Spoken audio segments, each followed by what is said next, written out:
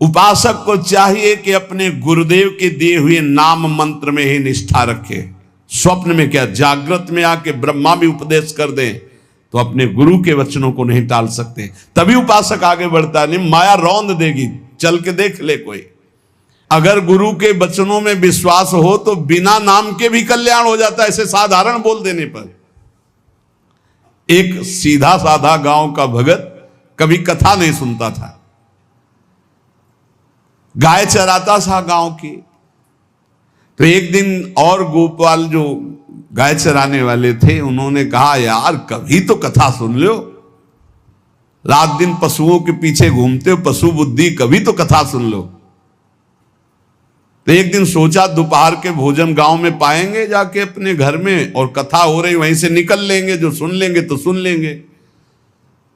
खड़े खड़े वहां चर्चा चल रही थी, जिसने मनुष्य जन्म लेकर के गुरु मंत्र नहीं लिया और नाम जब भगवान का नहीं किया, उसका जीवन मुर्दा, व्यर्थ जीवन। चला गया सुन के, और बार बार वही दिमाग में कि पंडित जी कह रहे थे गुरु मंत्र नहीं लिया और नाम जप नहीं किया तो मुर्दा जीवन। जिन हरि भगत हृदय नहीं आनी, जीवित सौ समानते प्राणी। दूसरे दिन फिर गया, कहा पंडित जी आपने कल कथा में कहा था गुरु मंत्र ले लेना चाहिए, नहीं तो जीवन मुर्दा हो जाता है, बेकार जीवन रहता है। तो देव गुरु मंत्र आप, और तो हम किसी को जानते नहीं। देखा फटा पुराना कपड़ा, डंडा लिए एक चरवाहा। उनका ऐसे थोड़ी कि तुरंत गुरु मंत्र दे दिया जाता है, आखिरी दिन कथा के मिलना फिर दे देंगे, टाल दिया। अब वो आखिरी दिन कथा के तो दिन चढ़ावा चढ़ रहा था, तो पंडित जी ने कहा जब चलें तब ले लेना गुरु मंत्र, टाल दिया। अब वो जब आखिरी दिन के बाद हो, तो उस समय घोड़े पे बैठ सब सामान लाद के पंडित जी चलते थे, वो तो सब सामान लाद के चलने लगे हो। तो पीछे पंडित जी आप जो कह रहे थे कि गुरु मंत्र देंगे, आप गुरु मंत्र दे दीजिए। पंडित जी रबड़ी पवाई गई थी, घोड़े से उतरे, घोड़ा एक भगत के यहां खड़ा किया और लोटा लिया और भागे, क्योंकि सोच लगी थी। अब वो भगत किसान आदमी, गांव का गंवार आदमी पीछे लगे, पंडित जी अरे गुरु मंत्र दे दो, कितने दिन से टहला रहे हो आप। अरे उनका यार मतलब सोच का पैसा, तू गुरु मंत्र की बात कर। अब वो पीछे लगा कि अब हम नहीं जाने वाले, आपने सब सामान लाद ली थी, भगवान की कृपा कहो कि आपको सोच लगी आई, नहीं तो आप हमको तो गुरु मंत्र ही नहीं देते, हम आपको नाम पर विश्वास की बात।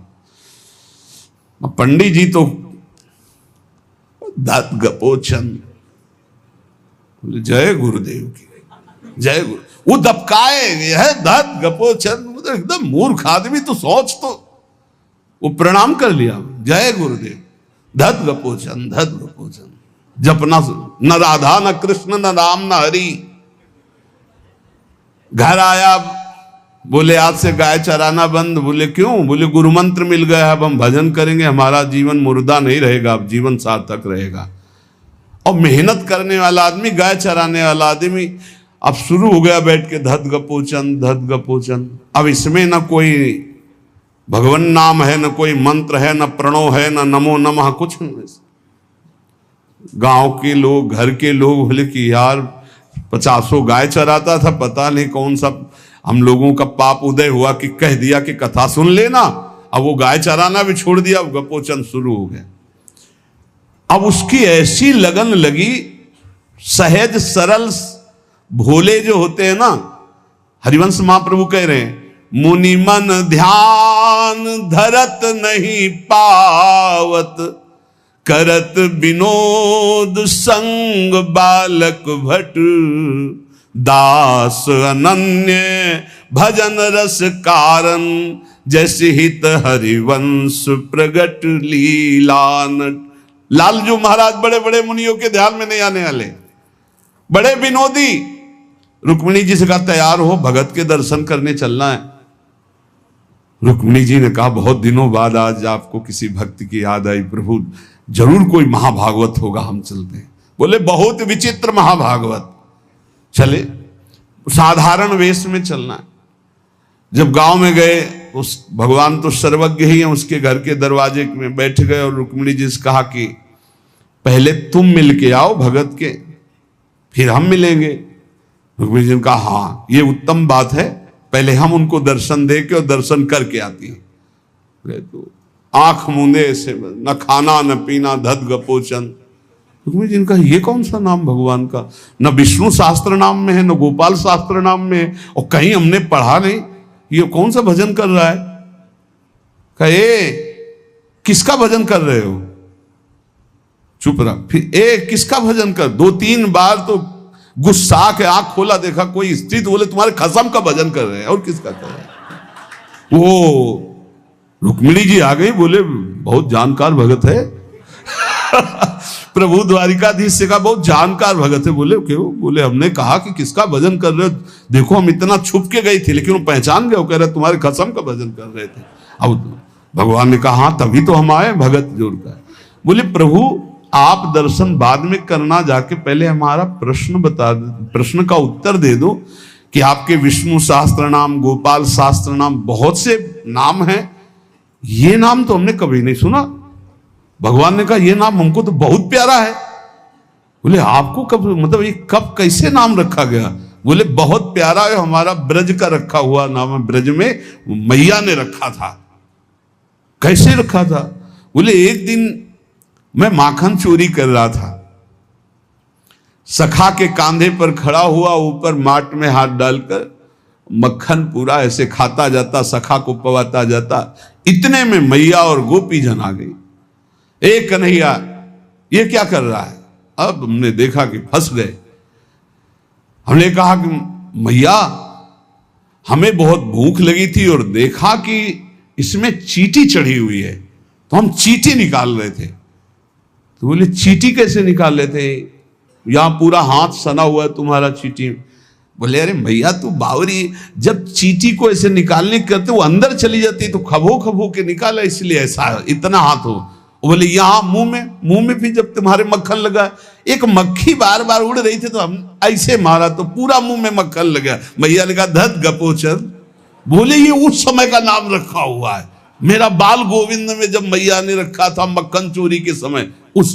अब आप विचार करके देखो, भगवान का साक्षात्कार गुरु वचनों पर विश्वास होने पर साधारण शब्द बोला तो भगवान तो सर्वलोक महेश्वर सर्वज्ञ, उनके सब जैसे हर अक्षर में आ विराजमान है, का खा गा घा आ, ऐसे ही सब अक्षरों में ब्रह्म विराजमान है।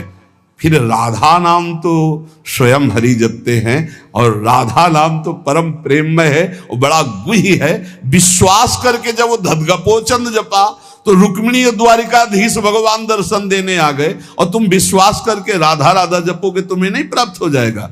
अरे यही राधा स्वयं भगवान हरि जपते हैं। इसलिए पहला जीवन का चरम लक्ष्य भगवत प्रेम, भगवत प्राप्ति।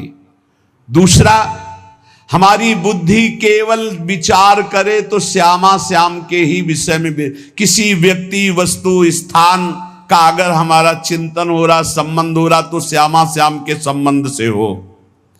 जैसे गोस्वामी तुलसीदास जी कहते, नाते नेह राम के मनियत सुहृद सुसेव्य जहां लो। अगर ऐसा नहीं तो फिर हर वस्तु व्यक्ति स्थान में एक आसक्ति है, वो बांध लेगी, आप श्यामा श्याम तक नहीं पहुंच पाएंगे। इसलिए बुद्धि का जरूरी है प्रिया प्रीतम में स्थित होना। अगर बुद्धि ये निश्चय कर ले कि परम सुख स्वरूप श्यामा श्याम ही हमारे हैं, हम श्यामा श्याम के हैं, सुख है तो श्यामा श्याम के नाम में, रूप में, लीला में, धाम में। अभी आपने सुना आनंद का तारतम्य। तीसरा, जो गुरुदेव ने नाम दिया इससे बढ़कर महत्व तो किसी नाम में नहीं होना चाहिए, किसी की निंदा नहीं। सब नाम हमारे प्रभु के हैं, पर हमारे लिए सर्वश्रेष्ठ नाम हो गया जो गुरु ने दिया है, जो मंत्र दिया, जो नाम दिया।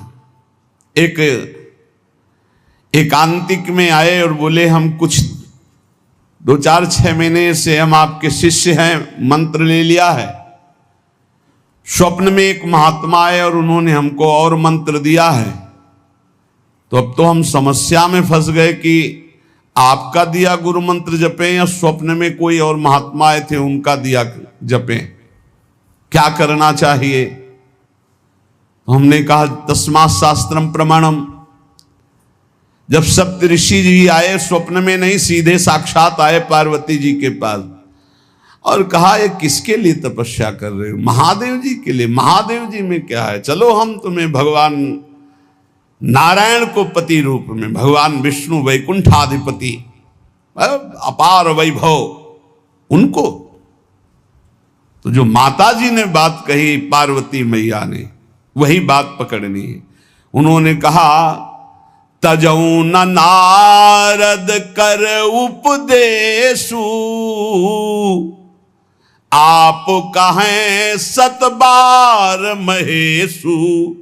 सप्तऋषियों, अपने गुरुदेव नारद जी के उपदेश का मैं कभी त्याग नहीं कर सकती, चाहे स्वयं इष्ट देव भगवान शंकर आकर सैकड़ों बार कहें तो भी। तजौ न नारद कर उपदेशु, आप कहें सत बार महेशु। कोटि जन्म लगी रगर हमारी, बरों संभुनता रहूं कुंवारी। करोड़ जन्म लूंगी, हर बार अपने गुरुदेव के दिए हुए मंत्र का अनुष्ठान करूंगी और देवाधिदेव महादेव को पति रूप में वरण करूंगी, अन्यथा कुंवारी रहूंगी। बहुत सी कन्याएं और बहुत से वर हैं, आपको ब्याह कराने का शौक है तो आप जाइए, लेकिन मैं पर्वत से प्रकट हुई हूं, हिमालय से, मैं अडिग हूं अपने गुरुदेव के वचन में। तो यहां कह रहे चौथा, समस्त इंद्रियां भोग विलास के लिए लालायित रहती हैं, सबकी। अब इनको भोग देना भी है, बिना भोग के, बिना विषय के जीवित नहीं रह सकते। शरीर चलाना है, सेवा धर्म पूर्ति करनी है, पानी पीना भी विषय है, अन्न पाना भी विषय है, देखना भी विषय है, सुनना भी विषय है, सब विषय के अंतर्गत आता है। तो यहां अपनी इंद्रियों से जो विषय ग्रहण करना है वो भागवतिक करना है। जैसे हमें पानी पीना है तो प्रभु को अर्पित करके राधा वल्लभ लाल की जय, और फिर भावना करो हृदय में प्रभु विराजमान है, जलपान करो। भोजन भोग अर्पित किया, भगवत स्वरूप प्रसाद, हम प्रसाद पा रहे हैं। वस्त्र प्रसादी, सुनना भगवत विषय, देखना भगवत भाव, बोलना भगवत संबंध से। हर इंद्रियों के विषय को हमें भगवत संबंध से युक्त कर लेना है। यदि भगवत प्राप्ति करनी है, भगवत प्रेम प्राप्त करना है, तो पहला चरम लक्ष्य, मुझे इसी जन्म में भगवत प्राप्ति करनी, भगवत प्रेम प्राप्त करना है। दूसरा बुद्धि का पूर्ण समर्पण अपने आराध्य देव श्यामा श्याम में। तीसरा गुरु प्रदत्त नाम रूप लीला गुण सेवा उपासना सांगोपांग गुरु प्रदत्त। चौथा, समस्त इंद्रियां भगवत संबंध से युक्त। पांचवा, जीव का चिंतन प्रत्येक क्षण पदार्थ, व्यक्ति, परिस्थिति, विचार भोगों के, क्रियाओं के, संबंधियों के, जहां जहां जाए वहां से हटाकर अपने लक्ष्य श्यामा श्याम में लगाओ, या जहां जहां जाए वहां प्रिया प्रीतम की भावना करो।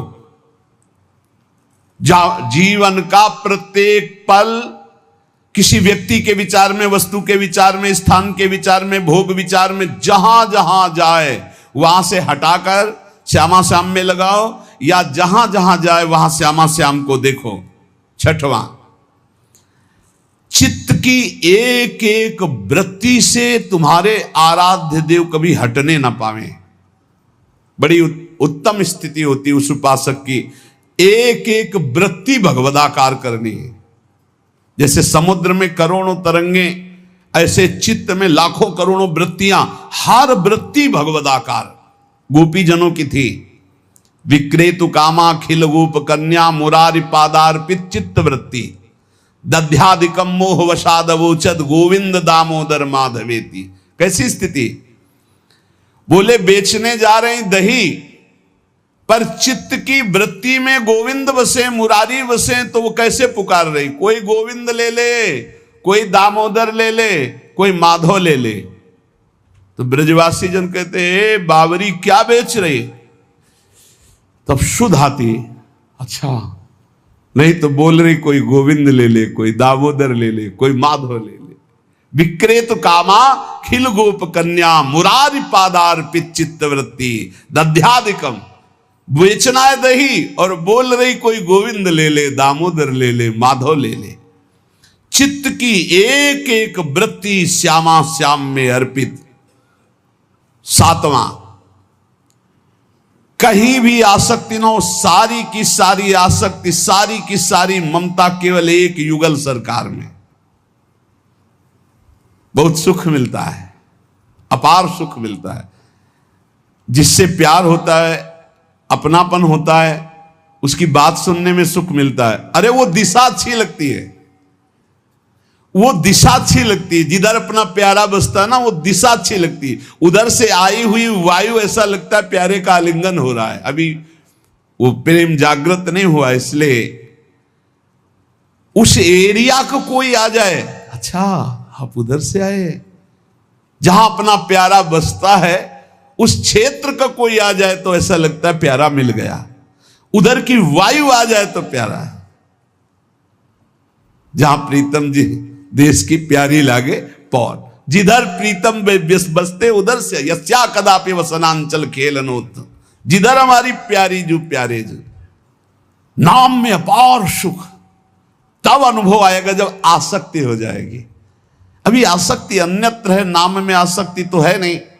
तो एक उपासक, मुझे नाम जपने में श्रद्धा नहीं हो रही, बिल्कुल ना हो, आप चिंता मत करो।